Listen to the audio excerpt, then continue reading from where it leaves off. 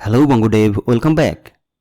এই টিউটোরিয়ালটিতে আমরা ডেটা নিয়ে আলোচনা করব। ডেটা কি, তারপর কেন বিভিন্ন ধরনের ডেটা টাইপ সম্পর্কে নলেজ রাখতে হবে, পাইথনে বিভিন্ন ধরনের ডেটাগুলো কি কি এবং সেই প্রত্যেকটির উদাহরণ সহ আমরা আলোচনা করব। তারপর এক ধরনের ডেটা টাইপ থেকে আরেক ধরনের ডেটা টাইপে কনভার্ট করা শিখব।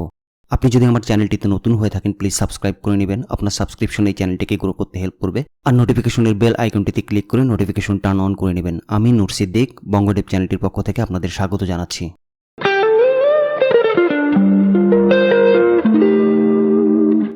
আমরা সবসময় ডেটা শব্দটি শুনি, তাই না? ডেটা কি? What is data? Well, data collect করা হয়, ডেটা অ্যানালাইজ বা বিশ্লেষণ করা হয়, ডেটা শেয়ার করা হয় এবং ডেটা কেনাবেচাও করা হয়।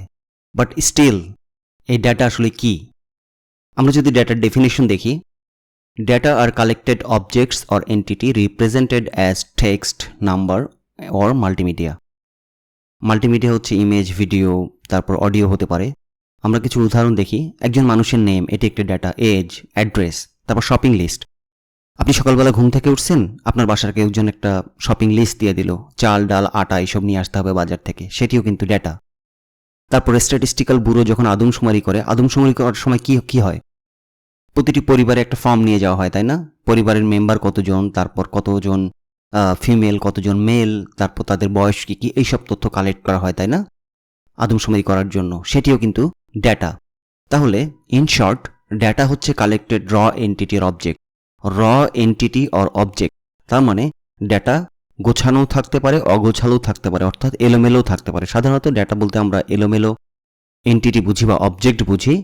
এই ডেটাকে প্রসেস করে, ম্যানিপুলেট করে, তারপর ডেটার উপর অপারেশন চালিয়ে আমরা ইনফরমেশন বা আউটপুট পেয়ে থাকি। ইনফরমেশন কি? যখন ডেটা প্রসেস করা হলো, সাজিয়ে গুছিয়ে একটা স্ট্রাকচার মেনটেন করে আউটপুট পাওয়া হলো। আর এই ইনফরমেশন আমাদের ডেটার কনটেক্সট দেয় এবং আমাদের ডিসিশন মেকিং প্রসেসে হেল্প করে। যেমন একটু আগে একটা উদাহরণ দিলাম, আদমশুমারি করার সময় আমরা ইনফরমেশন নিয়ে থাকি, তাই না? প্রত্যেকটি পরিবারের।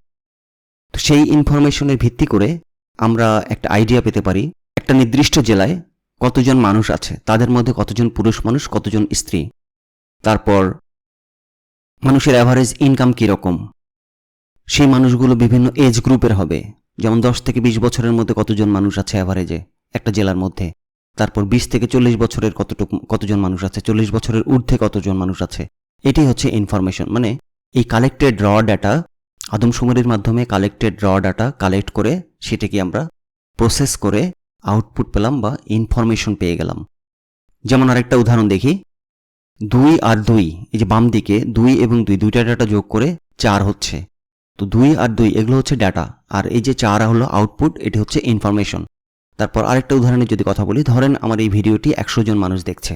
এখন ইউটিউব আমাকে বলছে, নূর, তোমার এই 100 জন মানুষ যে ভিউ করলো, এই 100 জন মানুষের মধ্যে 10 থেকে 20 বছরের এজ গ্রুপের মানুষ হচ্ছে 30 জন, তারপর 21 থেকে 40 বছরের মানুষ হচ্ছে 60 জন, আর 40 বছরের উপরে মানুষ হচ্ছে 10 জন।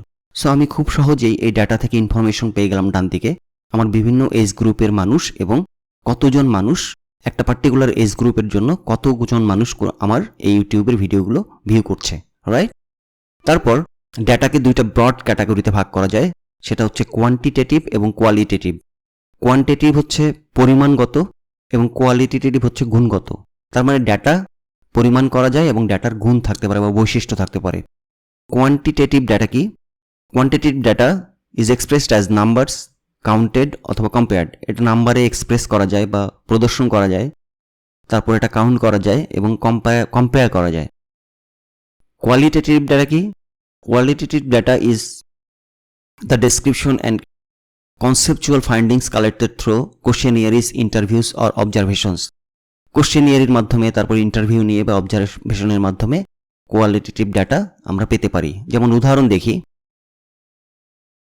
কোয়ান্টিটেটিভ ডেটা হচ্ছে age, height, weight, income. Qualitative data হচ্ছে জেন্ডার, রিলিজিয়ন, একটা মানুষের ধর্মীয় অবস্থা বা ধর্মীয় স্ট্যাটাস, ম্যারিটাল স্ট্যাটাস, তারপর হচ্ছে তাদের ল্যাঙ্গুয়েজ কী কী, এইসব সম্পর্কে। তো পাইথনে এই যে আমরা ডেটা নিয়ে যখন কাজ করছি, এই ডেটাগুলোকে আমরা একটা ভ্যারিয়েবলের মধ্যে স্টোর করি। বিভিন্ন ধরনের ডেটাকে ভ্যারিয়েবলের মধ্যে স্টোর করা হয়।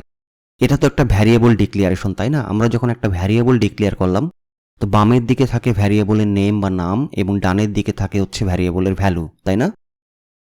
এই যে যখন একটা ভ্যারিয়েবল ডিক্লেয়ার করা হলো, এই ভ্যারিয়েবলটা কোন ধরনের বা কোন টাইপের ভ্যালু স্টোর করতেছে, এই ভ্যারিয়েবলের মধ্যে কোন টাইপের বা কোন ধরনের ডেটা স্টোর করা হবে বা হয়, যাতে করে আমরা ডেটা ম্যানিপুলেট করতে পারি, ডেটার উপর অপারেশন চালাতে পারি এবং আউটপুট বা ইনফরমেশন পেতে পারি, রাইট? সেই জিনিসটাই হচ্ছে ডেটা টাইপ। তার মানে এই যে ভ্যালু, একটা ভ্যারিয়েবলের ভ্যালু কোন ধরনের ডেটা স্টোর করতেছে সেটিই হচ্ছে ডেটা টাইপ। আর এই কারণে আমাদের ডেটা টাইপ জানতে হয়। পাইথনে বিভিন্ন ধরনের ডেটা টাইপ রয়েছে, যেমন নিউমেরিক ডেটা টাইপ রয়েছে। নিউমেরিক হচ্ছে নাম্বারস, রাইট? তো নিউমেরিক ডেটা টাইপের মধ্যে হচ্ছে ইন্টিজার, তিনটা জিনিস থাকে, ইন্টিজার, ফ্লোট এবং কমপ্লেক্স।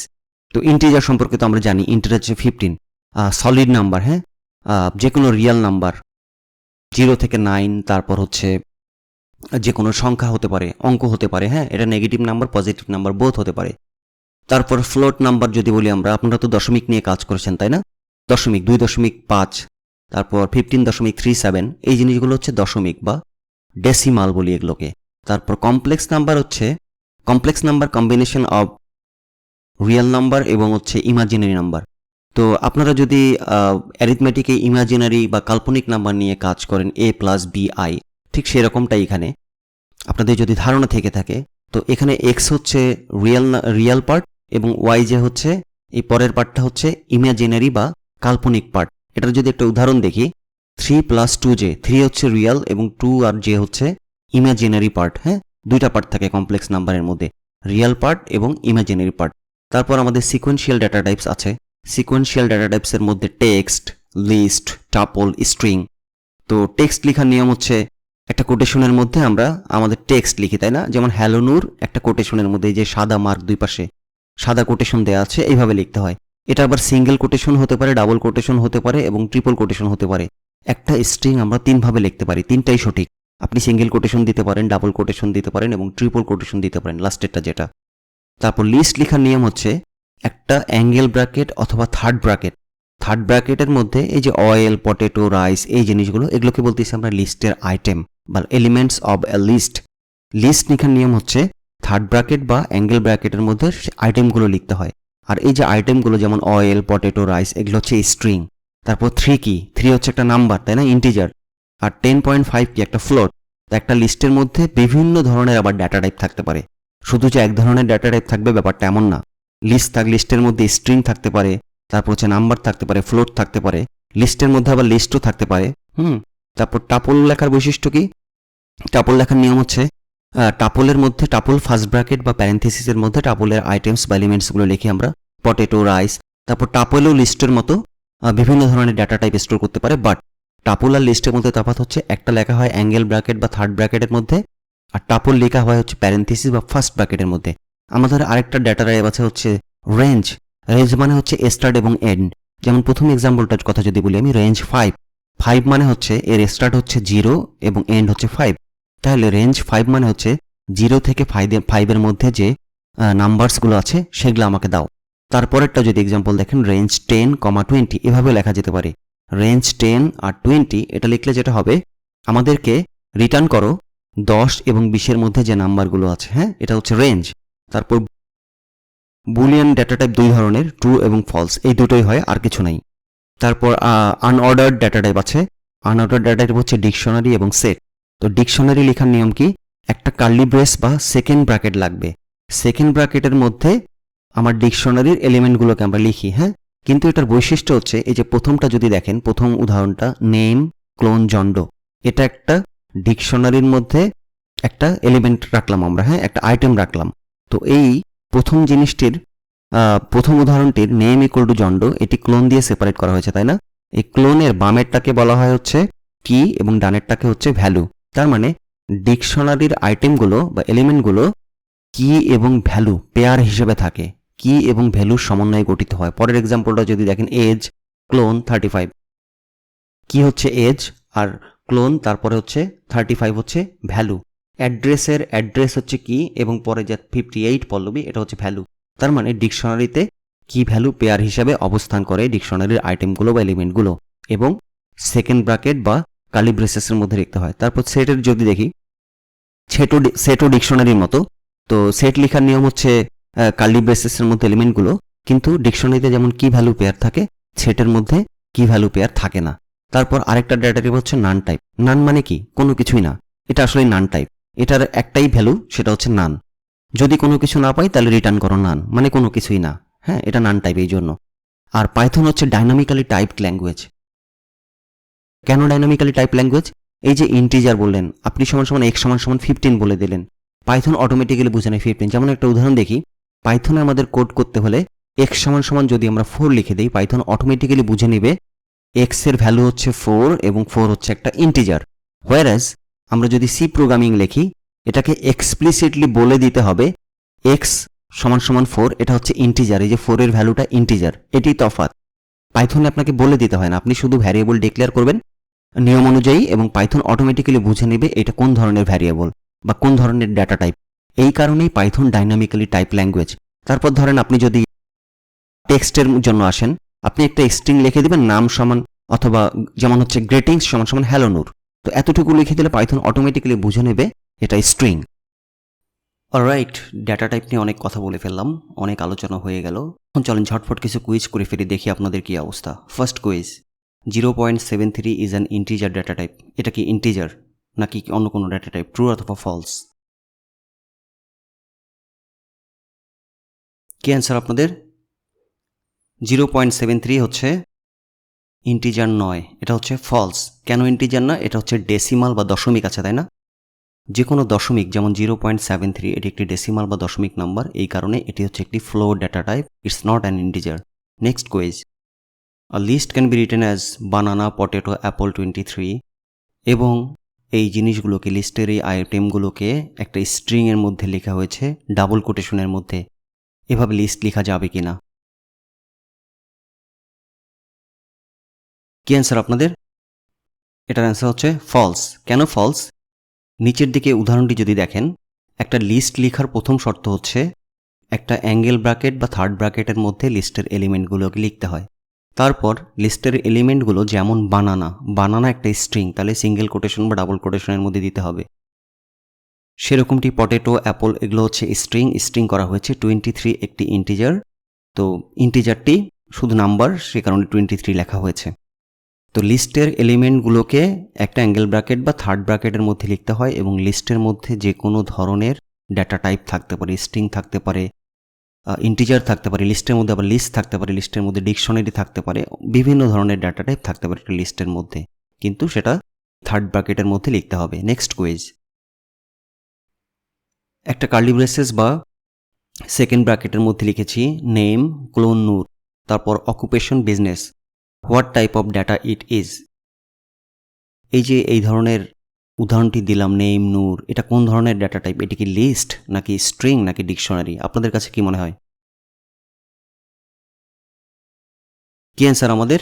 এটি একটি ডিকশনারি। কেন এটি ডিকশনারি?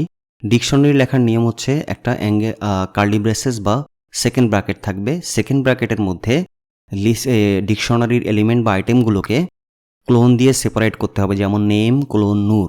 এখানে বামেরটি নেম হচ্ছে কি এবং নূর হচ্ছে ভ্যালু, অকুপেশন হচ্ছে কি এবং বিজনেস হচ্ছে ভ্যালু, এবং ক্লোন দিয়ে কি এবং ভ্যালুকে সেপারেট করা হয়েছে এবং কার্লি ব্রেসেস বা সেকেন্ড ব্র্যাকেটের মধ্যে দেওয়া হয়েছে, এ কারণে এটি একটি dictionary. Next quiz, which one is A Boolean data type? Boolean data type যদি মনে থাকে, ফলস, ট্রু অথবা বোথ। বুলিয়ান ডেটা টাইপ কি শুধু ফলস অথবা ট্রু নাকি বোথ? কি অ্যান্সার আপনাদের? False, true, both. এটার অ্যান্সার হচ্ছে বোথ, কারণ বুলিয়ান ডেটা টাইপ দুইটি, ফলস এবং ট্রু, এই দুটি ডেটা হচ্ছে বুলিয়ানের মধ্যে থাকে। Next quiz, which one is a set data type? Set কিভাবে লিখতে হয় মনে আছে? এই যে থার্ড ব্র্যাকেটের মধ্যে 1 2 3 এইভাবে নাম্বারগুলো দিলাম, তারপর হচ্ছে সেকেন্ড ব্র্যাকেট বা কার্লি ব্রেসেসের মধ্যে অ্যাপল, ব্যানানা, আইটেমগুলো আলাদা আলাদা প্রত্যেকটা আইটেম দিলাম, অথবা নিচের দিকে যে কি ভ্যালু পেয়ার হিসেবে দিছি একটা অ্যাঙ্গেল ব্র্যাকেটের মধ্যে বা কার্লি ব্রেসেসের মধ্যে বা সেকেন্ড ব্র্যাকেটের মধ্যে, কোনটি সেট? ওকে, আপনাদের অ্যান্সার কি?